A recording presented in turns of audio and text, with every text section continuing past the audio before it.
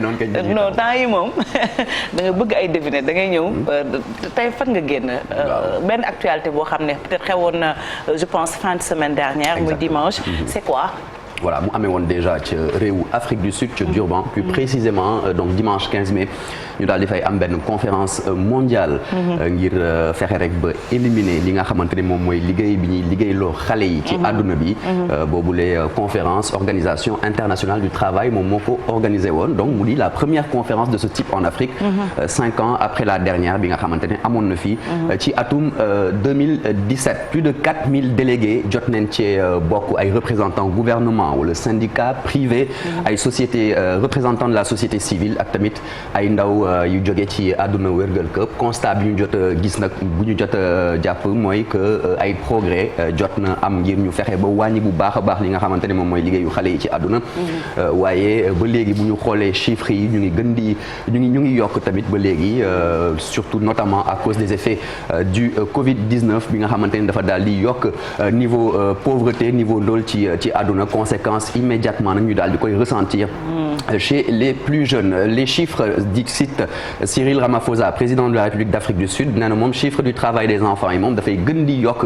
et puis notamment chez les plus jeunes ñu gën a tuuti ñi ba pare xale yooyu mënuñu dem jàngi ndax dañu war a liggéey ngir seen famille pour seen famille lu ñu war di liggéey s'occuper d'un parent ou d'un grand-parent âgé wala sax di liggéey ci li nga xamante ne moom mooy ferme ou effectuer toutes sortes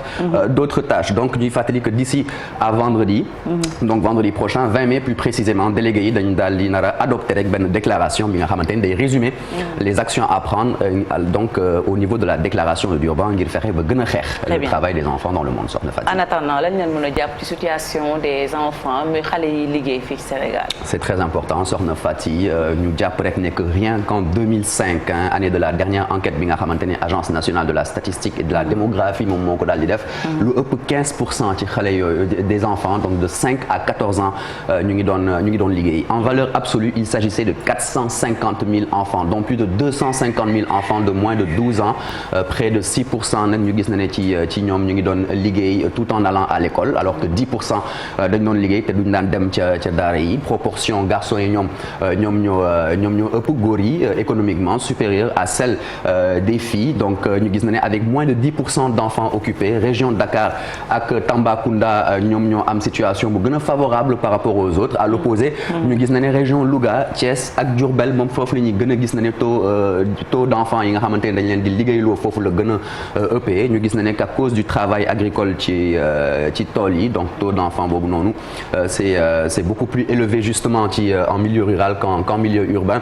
ñoom nag du ci ëpp ci xale yooyu noonu lan la ñuy faral di accomplir comme ay liggéey mooy ay tâches ménagères yoo xamante duñ leen ci fay lu mel ni ay nettoyage wala sax togg ay garde des petits enfants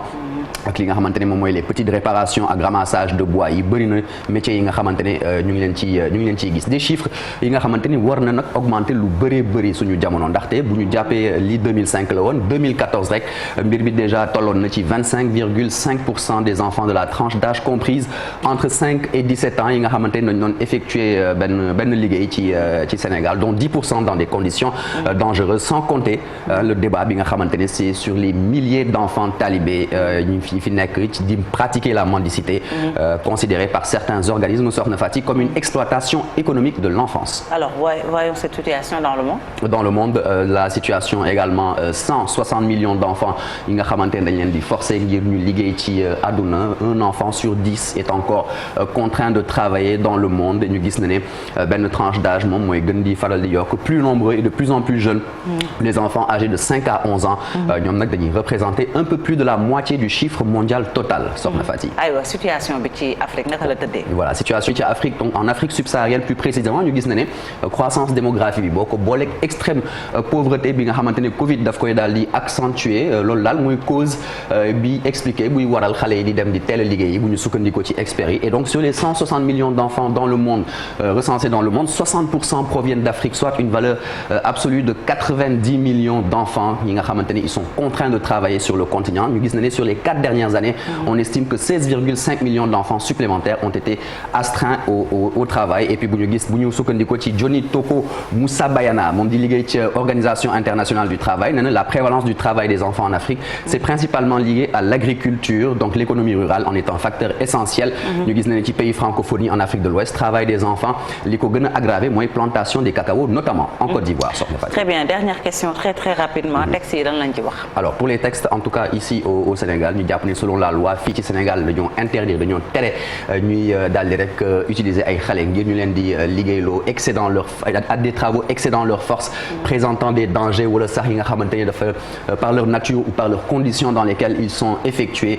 mën na leen gaañ wala mu gaañ seen moralité sax 31 juillet 1990 ñu koy fàttali Sénégal daal di ratifier convention internationale des droits de l'enfant. À travers cette ratification réew Sénégal daal di reconnaître que l'enfant est titulaire de droits santé éducation identité il mu reconnaître également le besoin impérieux de protéger l'enfant ba pare daal di koy assurer dans la mesure du possible la survie et le développement mais malheureusement Sokhna Fati on reste à savoir ndax texte yi nañ ko appliquer notamment lu jëm ci traitement des enfants talibés. Merci beaucoup Marcel Farba Maroun ci un jour une actu 7h34 moo jot ci diwaanu Thiès kaay léegi ñu dem ci de quoi est-il le nom.